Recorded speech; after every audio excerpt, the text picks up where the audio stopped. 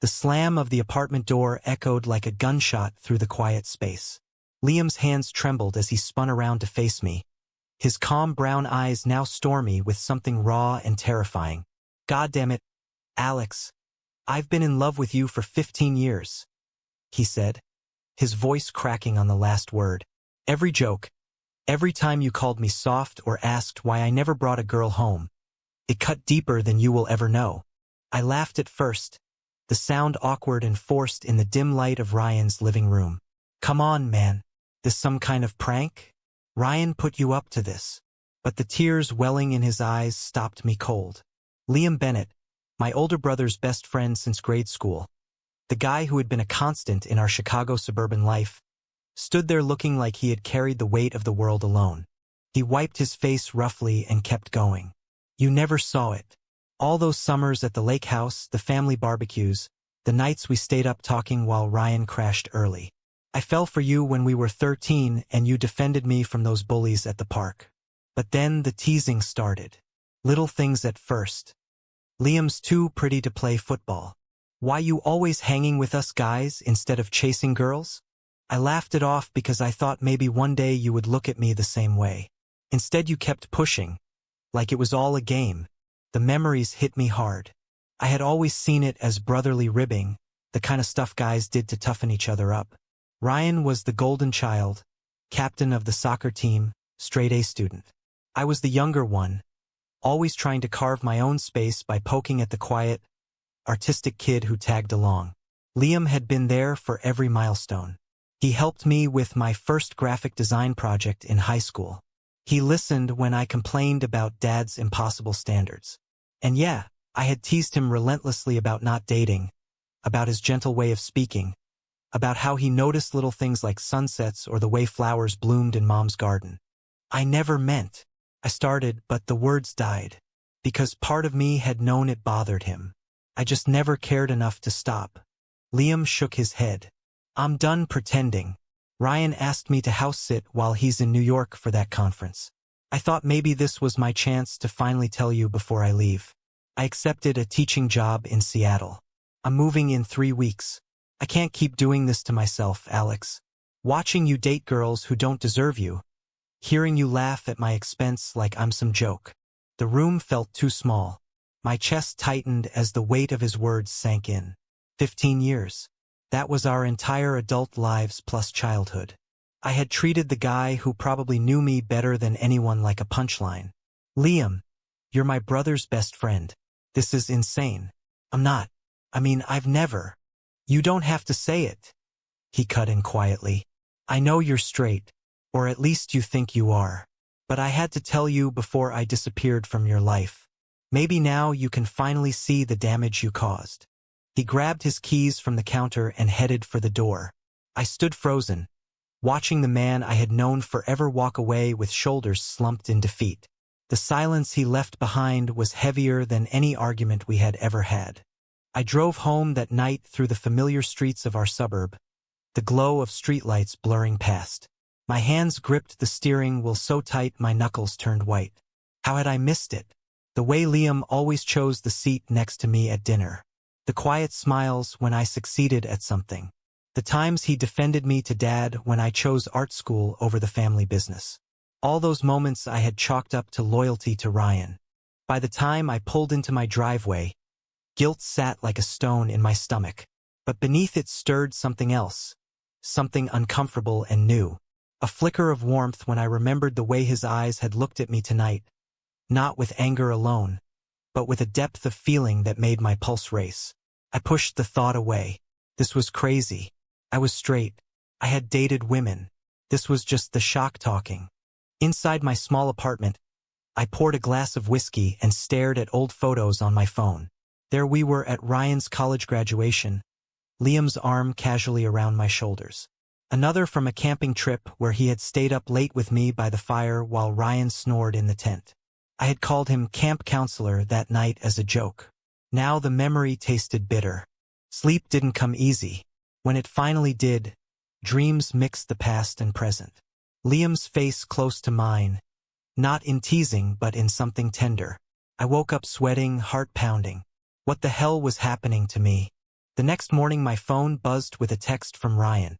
"Hey, did you check on Liam like I asked?" He seemed off lately. I stared at the screen for a long time before typing back a vague reply. I couldn't tell my brother. Not yet. Not when I barely understood it myself. But the secret was already cracking everything open. The guilt followed me into work the next day like a shadow I couldn't shake. As a graphic designer at a small firm in downtown Chicago, I usually lost myself in layouts and color palettes. Today the screen blurred.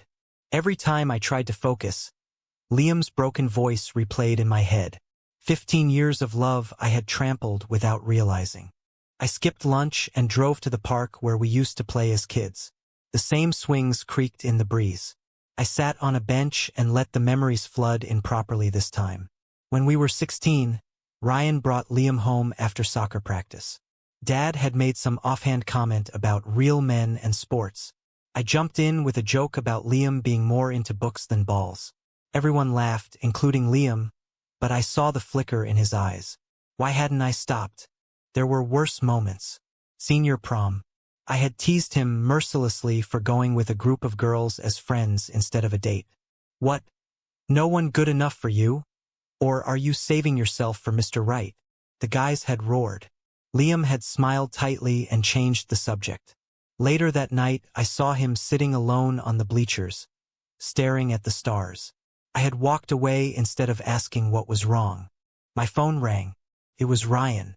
"Dude, Liam just told me he's moving to Seattle. Did something happen when you stopped by yesterday?" My throat tightened. He mentioned the job. Sounded like a good opportunity. Ryan paused. He sounded weird on the phone. Distant. "You sure everything's cool?" "Yeah, man. He's probably just stressed about the move." The lie tasted sour. I wanted to tell Ryan everything. But how did you explain that your brother's best friend had been secretly in love with you for years, and that your own careless words had helped drive him away? After work, I found myself driving past Liam's apartment complex. His car was in the lot. Before I could talk myself out of it, I knocked on his door. He opened it wearing an old college hoodie, eyes red like he hadn't slept either. "What do you want, Alex?" "To talk. Really talk. Not the blow-up from yesterday." He let me in but kept distance between us. The place was half-packed already, boxes stacked against the walls. Seeing the evidence of his departure made my chest ache in a way I didn't expect. "I was an asshole," I said finally. "I know that now. The teasing. I thought it was harmless. Guy stuff. But I see how it hurt you." Liam crossed his arms. "Hurt doesn't cover it. Every time you made a joke about me being gay before I even came out to myself, it reinforced that I had to hide. When I finally accepted who I was in college, I still couldn't tell anyone because what if it got back to you? What if you looked at me with disgust instead of that stupid grin?" "I never would have." "You did look at me with disgust sometimes," he interrupted. "When I hugged you too long after your grandma's funeral. When I remembered your favorite coffee order. You pulled away like my touch burned." The truth of it stung. I had pulled away. Not because I hated it, but because something in me responded in ways that scared me. Ways I had buried under more jokes and more distance. We talked for hours. He told me about the nights he cried after family gatherings, about dating other men but always comparing them to me, about how my engagement to Sarah 2 years ago had nearly broken him until the relationship fell apart. When he finally went quiet, I reached out and touched his arm. The contact sent electricity through me. "I'm sorry, Liam. I can't change the past, but maybe I can make the next 3 weeks count. Don't leave thinking I never cared." His eyes searched mine. "What are you saying, Alex?" "I don't know yet," I admitted. "But I feel something. Something I need to figure out." He didn't pull away from my touch.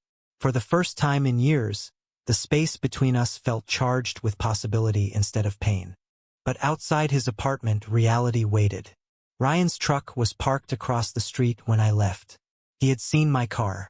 The look on his face when our eyes met through the windshield told me the easy part was over. Ryan didn't waste time. He called me that same night, voice tight with confusion and anger. "What the hell were you doing at Liam's place? He won't answer my calls now." I paced my living room, the phone pressed to my ear. We were talking. He told me about the move.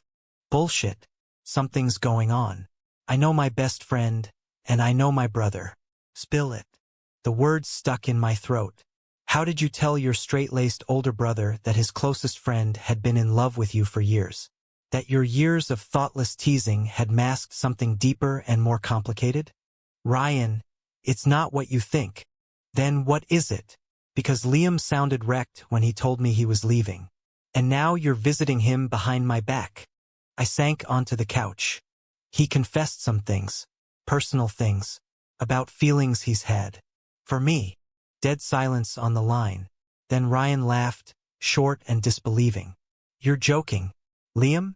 In love with you? After all the crap you gave him growing up? It's not a joke. Another pause, longer this time. Jesus, Alex, did you lead him on? Is this why he never dated seriously? No, I didn't know. I swear I didn't know until yesterday. Ryan's voice dropped. This is messed up. He's like family. And you? What? You're suddenly questioning everything because he drops this bomb. I didn't have an answer. The flicker I had felt with Liam wasn't going away. If anything, talking to him had made it stronger. But admitting that out loud to Ryan felt like stepping off a cliff. The next day Mom called. Your father heard from Ryan. He's upset. Come to dinner Sunday. We need to talk as a family. Sunday dinners at the Harper house had always been tradition. Dad at the head of the table, Mom serving her famous pot roast, Ryan and I trading stories.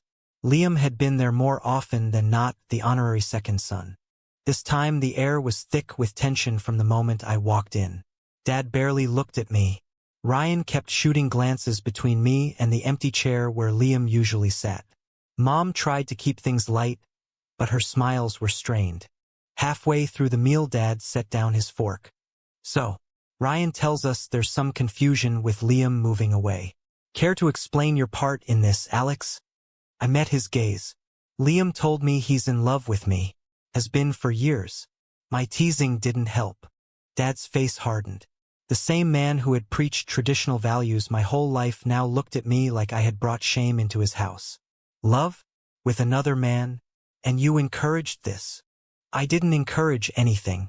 But I'm not going to pretend it doesn't matter. Mom reached for Dad's hand. Let's not jump to conclusions. Alex is just being a good friend. But Ryan wasn't having it. Good friend? He was at Liam's apartment last night. Alone. After Liam drops this bomb on him. The table went silent. Dad's voice when he spoke again was cold. I raised you boys better than this. Whatever confusion you're going through, Alex, sort it out without dragging the family into it. And stay away from Liam. He's been a good friend to this family. He doesn't need you confusing him more. I stood up, chair scraping loudly. I'm not confused about the fact that I hurt him. And maybe I'm not as straight as everyone assumed. But I'm done pretending the teasing was harmless. It wasn't. And neither is ignoring how I feel now. The walk to my car felt like crossing a battlefield. Behind me I heard raised voices. Ryan and Dad arguing. Mom trying to mediate. That night Liam texted me. Ryan called. He's angry. Said I betrayed him by keeping this from him all these years. Maybe moving is for the best. I typed back quickly. Don't go. Not like this. Let's figure this out together. His reply took forever. Why now, Alex? After all this time? Because seeing you walk away made me realize what I've been missing, and what I've been running from. The three dots appeared and disappeared several times before his final message came through. Meet me tomorrow after work. The old lake spot. We need to talk without anyone else involved. I agreed, heart racing. The family was fracturing. My brother barely speaking to me. Dad's disappointment hanging heavy. But for the first time, the pull toward Liam felt stronger than the fear. The lake sparkled under the late afternoon sun as I pulled up to our old spot. Liam was already there, sitting on the same weathered dock where we had skipped stones as kids. He looked up when I approached, expression guarded but not closed off. You came, he said quietly. Couldn't stay away. We sat side by side, legs dangling over the water. For a while neither of us spoke. The silence wasn't uncomfortable. It felt necessary after the chaos of the last few days.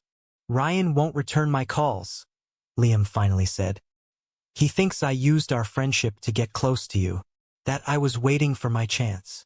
That's not true, isn't it?" He turned to me, eyes searching. "Part of me always hoped. Even when you dated Sarah. Even when you laughed at my expense. I told myself if I just stayed close, one day you might see me." The guilt twisted sharper. "I did see you.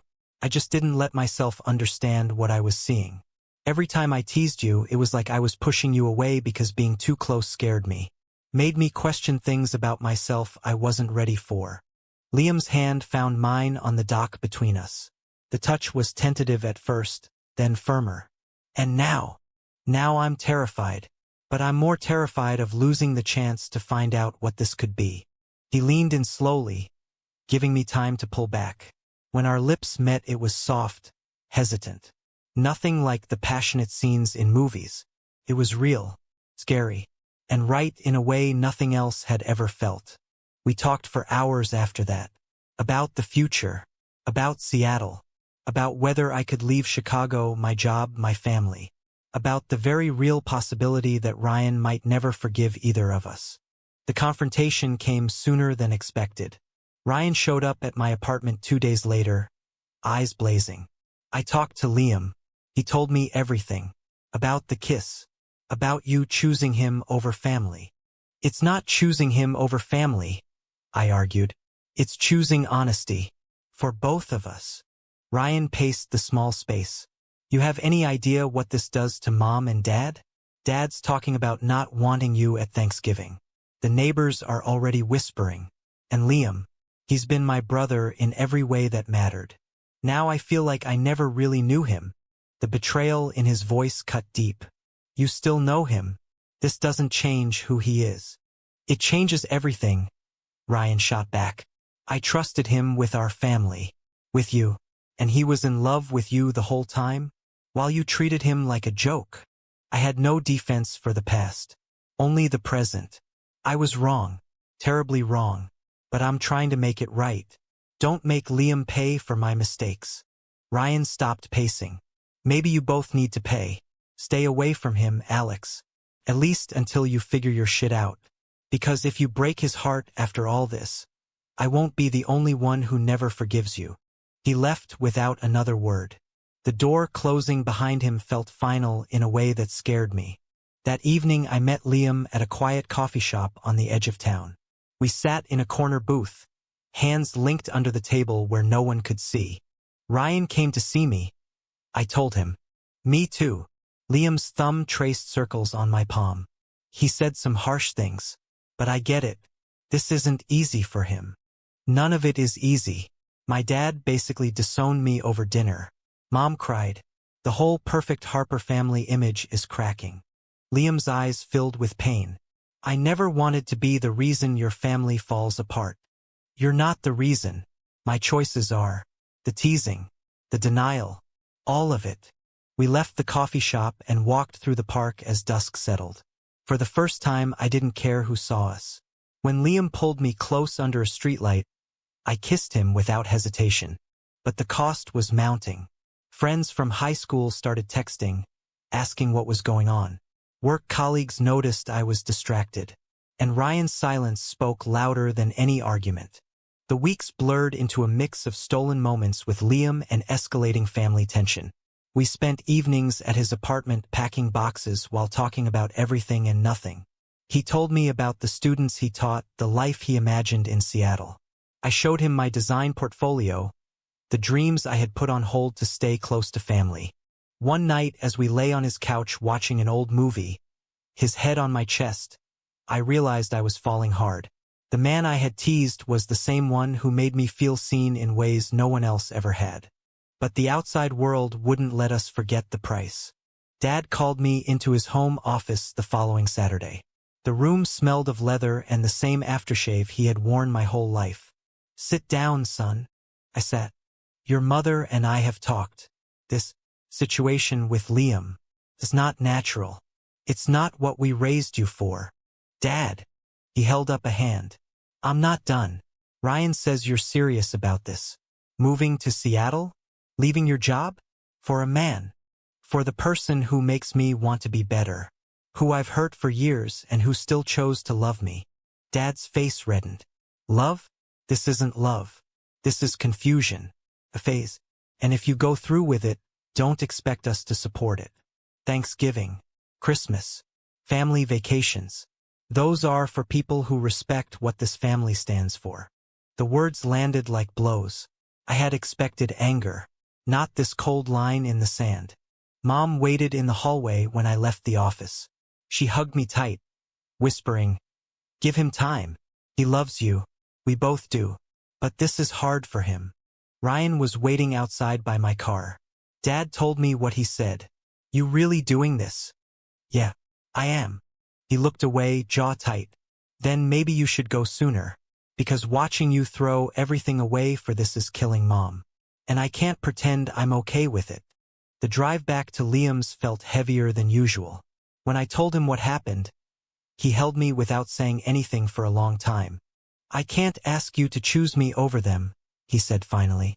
"You're not asking. I'm choosing. Because staying here and pretending would be the real betrayal. To both of us." We made love that night for the first time.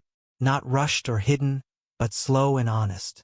Every touch carried the weight of years of missed chances and unspoken feelings. Afterward, lying tangled together, Liam traced patterns on my shoulder. "Seattle has good design firms. You could find work there." "I know. And you have your teaching job. We could build something real." But the sacrifice was real too. Ryan stopped answering texts. Dad's silence was deafening. Even some mutual friends took sides, posting vague social media comments about family values and loyalty. The night before Liam's moving truck was scheduled to arrive, we sat on his now empty floor eating takeout. "Last chance to change your mind," he said softly. I kissed him instead of answering. "I'm coming with you." The moving truck rumbled away from Chicago on a crisp autumn morning. I followed in my car with Liam riding shotgun, his hand resting on my thigh as the city skyline faded in the rearview mirror. We didn't talk much at first. The weight of what we were leaving behind filled the space between us. Halfway to Seattle, we stopped at a roadside motel. In the quiet room, Liam turned to me.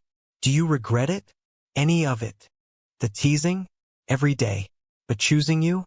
Never." We arrived in Seattle to rain and new beginnings. I found a design job within weeks. Liam started at his new school and quickly became a favorite among students. We rented a small apartment near the water with views that reminded us both of the old lake spot back home. But the fractures followed us.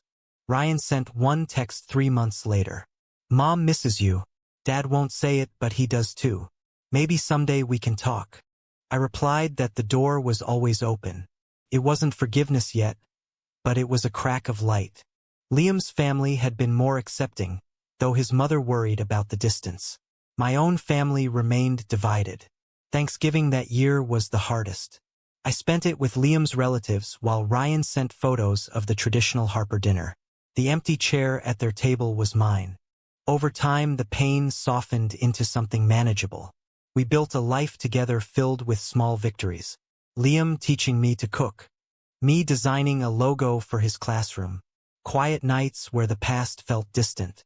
One spring evening almost a year later, Ryan showed up at our door unannounced. He looked older, tired.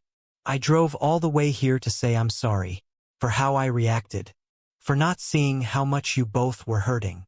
Liam invited him in.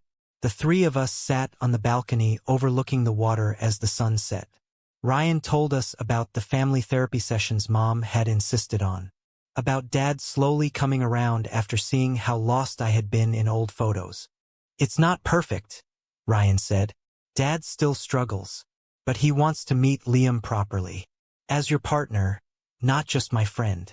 Tears stung my eyes. The road back wouldn't be easy. There would be more hard conversations, more awkward holidays, more proving ourselves to a world that didn't always understand. But looking at Liam, at the man who had loved me through my worst, I knew the price had been worth it. Some wounds heal. Others leave scars that remind us what matters. In the end, was Alex's years of thoughtless teasing a forgivable mistake born from his own fear and confusion? Or was it an unforgivable cruelty that nearly destroyed the man who loved him most?